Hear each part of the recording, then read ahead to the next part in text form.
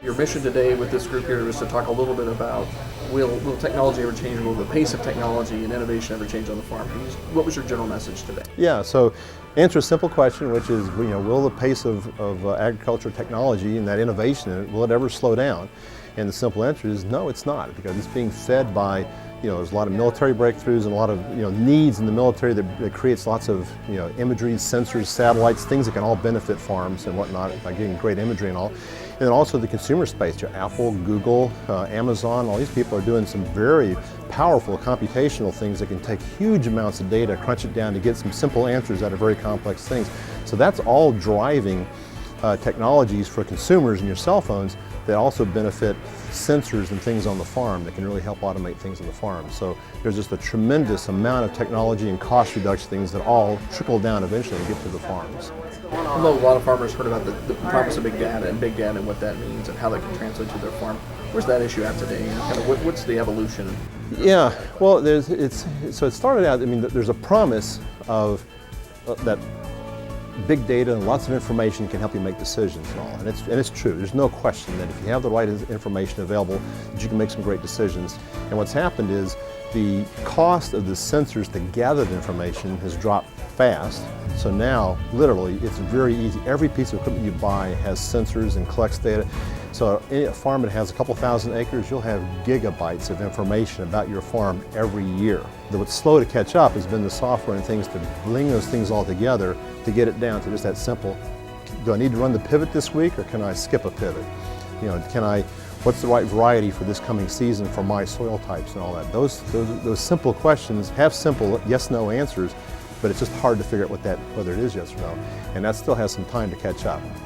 What's the future of drone technology, do you think? Well, that's an interesting question, and you're right. It's sort of drones have become kind of the icon of ag technology. You can't read an ag article about technology without a picture of a drone usually leading it there.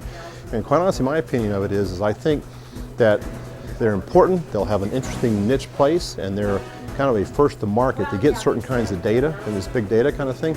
But I think ultimately, satellites are moving very quickly, and they're getting more and more fleets of satellites up there. There's also some very interesting companies that are taking fleets of fixed-wing aircraft and military sensors in. They can cover 100,000 acres per hour, where drones they don't scale as well. So they'll always have an interesting thing. You can always find interesting things with the drones.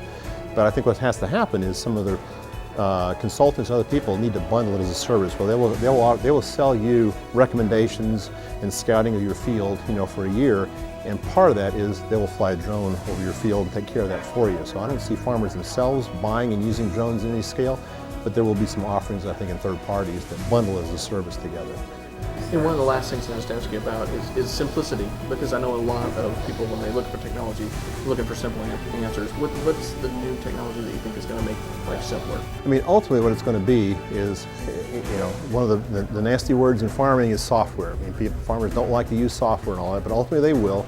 And they have already, one of the highest adoption things are good old, your iPhones and Android phones. So everybody's got the technology in their pocket to run very simplified applications. And what's going to have to happen is the big vendors and the manufacturers are going to have to do a lot of work still to bring all that big data, make sense out of it, compress it all together, so that on my cell phone I have a simple app that can tell me my nitrogen recommendation for this field based on quite a few megabytes and gigabytes of data, but it's a simple answer on a map that goes right on my tractor, and I can just drive it and do it.